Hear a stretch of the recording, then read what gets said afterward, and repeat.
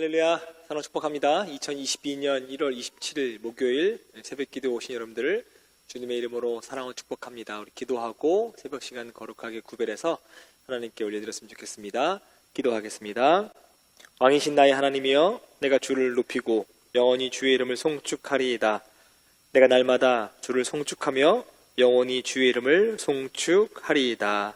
아멘. 사랑관에 많으신 하나님, 우리에게 주어진 이 호흡, 하나님께 영광 돌리며 살아가는, 하나님께만 송축하며 살아가는 복된 삶 될 수 있도록 하나님께서 은혜와 은총을 더하여 주시옵소서. 다른 것 의지하지 아니하고 아빠 아버지라 부를 수 있는 하나님만 의지하고 그리스도시요 창조주 되시는 우리 주 예수 그리스도 이름만 높여 드리며 살아갈 수 있는 저희들의 모든 삶이 될 수 있도록 은혜 더하여 주시옵소서. 오늘도 주님과 동행하길 원합니다. 주님 우리와 동행하여 주시옵소서. 감사드리며 거룩하신 예수님의 이름으로 간절히 기도합니다. 아멘. 할렐루야, 사랑 축복합니다. 새벽을 깨우신 성도님들에게 하나님의 은혜와 은총이 더하시기를 주님의 이름으로 간절히 축원합니다. 오늘은 요한복음 8장 11절 말씀으로 여러분과 함께 은혜를 나누고자 합니다. 미래와 아쉬움이 공존하는 달이 있습니다. 1년 12달 가운데 미래와 아쉬움이 공존하는 달이 있습니다. 언제일까요? 12월. 개인적 생각이긴 합니다. 12월입니다. 그럼 조금 더 디테일하게 들어가서 12월 가운데 가장 조금 더 미래와 아쉬움이 공존하는 한 주간으로 생각하면 언제일까요? 저는 성탄절이 지난 26일부터 그리고 12월 31일까지 그 한 주간 동안이 가장 아쉬움 가득하면서도 새해를 기다리는 또는 기대와 설레임이 있는 한 주라고 생각합니다. 누구에게나 이 시간들은 동일하게 주어져 있습니다. 하루 24시간, 1년 12달, 1년 365일 동일한 시간들이 주어져 있습니다. 그런데 똑같은 시간을 보내면서 다른 관점을 가지고 살아가기도 합니다. 어떤 사람은 동일한 시간을 살지만 무의미하게 살아가고요. 또 어떤 사람은 그 시간들을 유익하게 보내기도 합니다. 그래서 한 단계 더 성장하는 시간으로 삼기도 하죠. 전자의 사람들은 과거지향적 사람이다 라고 생각하고요. 후자는 미래지향적 사람이다 라고 생각합니다. 과거지향적인 삶을 살아가느냐 또는 미래지향적인 삶을 살아가느냐에 따라서 이 고난은 당하는 태도 또 그것들을 해결해 나가는 방법, 해석하는 방법이 저는 다르다라고 생각합니다.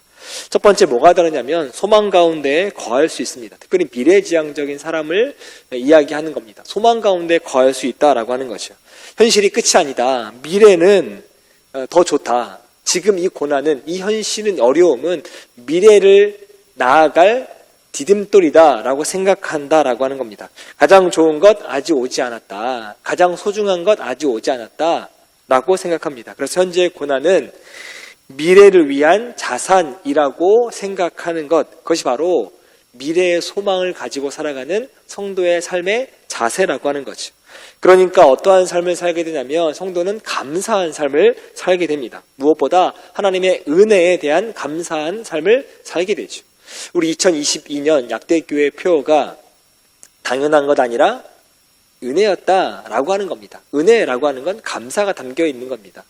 당연한 건 줄 알았는데, 내 힘인 줄 알았는데, 내 능력인 줄 알았는데, 내가 잘해서 알았다라고 생각했는데 그게 아니었구나. 당연한 것이 아니라 하나님의 돌보심, 하나님의 인도하심, 하나님과 함께 하심으로 은혜였던 시간이었음을 고백하는 것, 바로 감사가 있기 때문에 가능한 일입니다. 하나님은 어떤 사람들을 좋아할까요? 하나님은 어떤 사람들에게 축복을 주실까요? 바로 은혜를 아는 사람, 즉 감사한 삶을 살아가는 사람들에게 하나님이 은혜와 축복을 더 주시는 줄 믿습니다. 두 번째는 과거의 경험에 머무르지 않습니다. 믿음을 가진 성도들은 이 과거의 경험에 더 이상 매여 있지 않다라고 하는 것이죠. 과거에 할 수 없던 일들 이제 할 수 있다고 믿습니다. 예수 믿는 사람들은 내일이 오늘보다 낫다고 믿어요. 하나님께서 엄청나게 많은 일을 준비하고 계신다라고 하는 걸 우리는 믿고 있습니다. 그런데 과거지향적인 사람은 이 과거에서 벗어나지 못해서 어디로 나아가지 못하냐면 미래를 나아가지 못하고 미래를 준비하지 못합니다. 과거에 내가 이런 선택을 했어야 했는데, 근데 그 선택을 하지 못한 게 현재 내가 지금 조금 괜찮은 사람으로 살지 못해 라고 하면서 이 과거에 선택했던 이것들을 아쉬워합니다. 안타까워합니다. 그러면서 현재의 삶도 충분하게 준비하지 못하고 미래의 삶도 충분하게 준비하지 못하는 안타까운 삶을 살아갈 수밖에 없다는 거죠. 우리 부모님 도움이 없었기 때문에 내가 지금 이렇게밖에 못 살아. 저 친구는, 저 사람은 부모님의 도움으로 배경이 좋아서 저렇게 살 수 있어 라고 하면서 계속 자신의 환경을 탓합니다. 자신의 과거의 환경을 탓합니다. 지금 현실에서 벗어나려고 하는 노력도 하지 아니하고 미래를 향한 준비도 하지 않는다. 그저 과거 타령만 하고 있다라고 하는 거죠. 그런 사람에게는 현실이 행복하지 않고요. 또 주어진 미래 그리 행복하지도 않습니다. 왜냐하면 미래에 기회가 주어져도 그 기회를 잘 활용할 수 있는 능력이 준비되어져 있지 않다면 그 기회도 기회가 아닙니다. 그 기회가 위기가 될 수 있는 겁니다.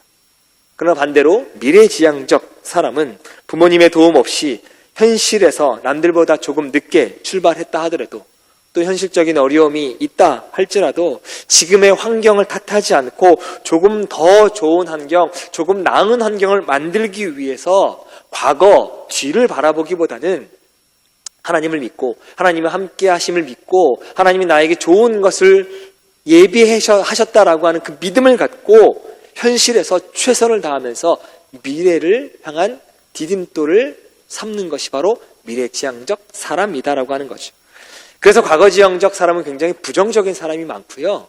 이 미래지향적 사람은 굉장히 긍정적인 사람이 많습니다. 여러분은 부정적인 사람이세요? 아니면 긍정적인 사람이세요? 과거지향적 사람이십니까? 미래지향적 사람이십니까? 그리스도인들은 매사를 긍정적으로 반응하고 긍정적으로 해석하는 미래지향적 삶을 살아가야 합니다. 즉 그리스도인의 삶의 가치관은 과거지향적 삶이 아니라, 그래서 부정적인 사람이 아니라 미래지향적 삶, 긍정적인 삶을 살아야 하는 거죠. 나는 부족합니다. 나는 부족한 걸 인정합니다. 그러나 그 부족한 과거에 머물러 있는 것이 아니라 예수님의 명령대로, 예수님의 은혜대로, 예수님의 인도하심대로 하나님의 자녀가 되었다라고 하며 그 인식하며 살아가는 것. 그러다 보면 미래에 변화가 생깁니다. 바로 미래지향적, 긍정적 삶을 살아갈 수 있게 되는 거죠. 오늘 가늠하다 현장에 붙잡혀온 여인, 그리고 예수님, 그리고 주변에 군중들이 나옵니다. 이 여인이 어쨌든 예수님의 손가락으로 땅에 쓰시고, 그리고 예수님이 한 말씀 하시고 나서 모든 사람들이 돌을 툭툭 던져놓고 다 떠나고 이 여인과 예수님만 남아있는 상황입니다. 근데 이 여인이 예수님께서 하셨던 이야기 후에 어떠한 삶을 살았는지에 대한 이야기 나오지 않습니다. 나도 너를 정죄하지 않을 터니 너도 너를 스스로 정죄하지 말아라 라고 한 후에 이 여인의 삶이 어떠했는지가 나오지 않는다는 거죠. 저는 조심스럽게 이렇게 생각합니다. 예수님의 제자가 되지 않았을까? 예수님을 따르는 삶을 살지 않았을까? 이 여인은 이렇게밖에 태어나지 못해서 여러 남자들에게 몸을 팔아서 살 수밖에 없었던 과거지향적 삶을 살았던 여인입니다. 그렇게 살 수밖에 없는 환경에 처해졌던 여인이에요. 할 수 있는 거라곤 몸을 팔아서 살아가는 것, 그것이 전부였던 여인이었습니다. 과거에서 벗어나지 못한 삶의 연속이었죠. 사람들도 그에게 요구하는 것, 과거에 잘못이 있기 때문에 즉시 처벌을 받아야 된다, 돌에 맞아 죽어야 된다라고 판결을 내립니다. 그런데 예수님의 생각은 달랐어요. 예수님은 과거지향적 분이 아니시라 미래지향적 분이십니다. 과거에 어떤 잘못을 했던 예수님은 상관없습니다. 앞으로 다가올 미래에 그 과거에 저질렀던 잘못을 또 저지르지 않는다라고만 한다면 지금 현재가 어떠하든 괜찮다라는 거예요. 과거의 얽매여서 그 죄에서 헤어나오지 못하는 것이 아니라 회개를 통해서 잘못을 깨달았으면 다가오는 그 미래에 동일한 죄를 짓지 말아라 라고 말씀하시는 거죠. 다가오는 미래에는 지금의 모습보다 조금 더 정직하게, 다가오는 미래에는 지금보다 더 하나님만 의지함으로, 다가오는 미래는 정말로 순종하는 마음으로 살아라 라고 하는 것이 예수님의 마음이셨을 거예요.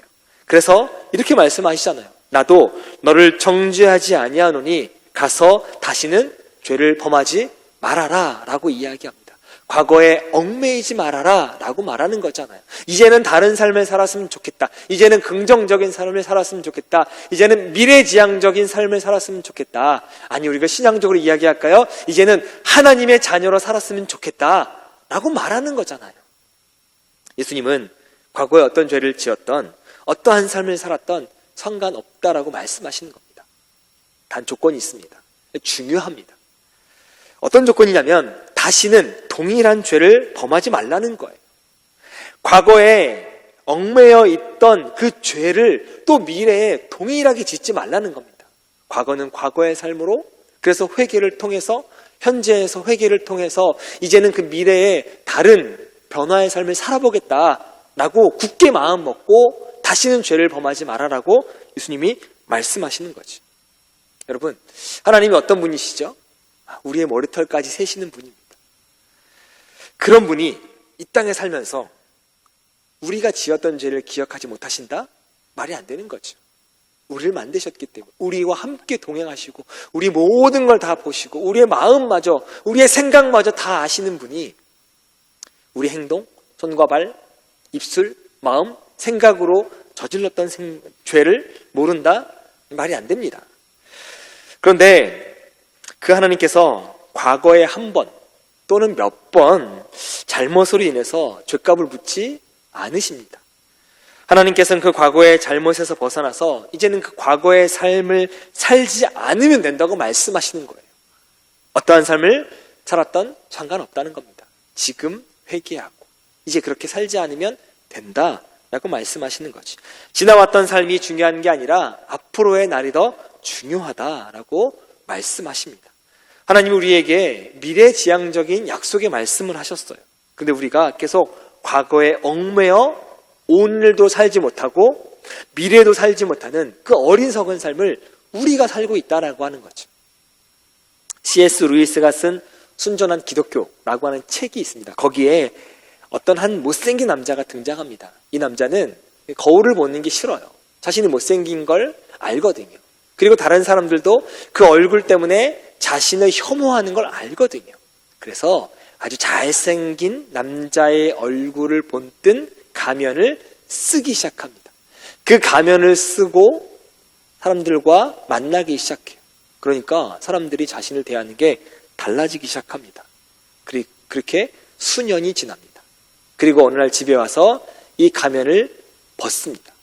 그리고 거울을 바라보니까 자신의 얼굴이 달라졌어요. 잘생겨졌습니다. 자신의 얼굴이 매력적이 됐습니다. 왜일까요? 지금까지 써왔던 그 가면이 자신의 얼굴에 박혀 있어서 자신의 못난 얼굴을 잘생긴 얼굴로 변화시킨 거예요. C.S. 루이스는 그래서 그 책에서 이렇게 표현합니다. 위장을 했는데 현실이 되었다. 이건 복음의 본질과 동일합니다. 우리 처음에 복음의 가면을 씁니다. 근데 복음의 가면을 쓰면서도 내 삶은 여전히 의롭지 못해요. 하나님과 계속 독립하려고 하고 하나님 말씀에 순종하지 못하는 삶을 살아가려고 합니다. 하나님의 자녀라고 믿고 계속 주님과 동행하다 보니 무슨 일이 벌어지냐면 성화가 실제로 일어나게 된다는 거예요. 계속 죄악된 삶을 살았는데 그럼에도 불구하고 회개하고 순종해야 되겠다 말씀 묵상하고 하나님을 찬양하는 삶을 계속 살다 보니까, 그래서 주님과 동행하는 삶을 계속 살다 보니까 내 삶에서 성화의 삶이 일어난다. 내 삶에서 하나님의 향기가 흘러나간다 라고 하는 겁니다.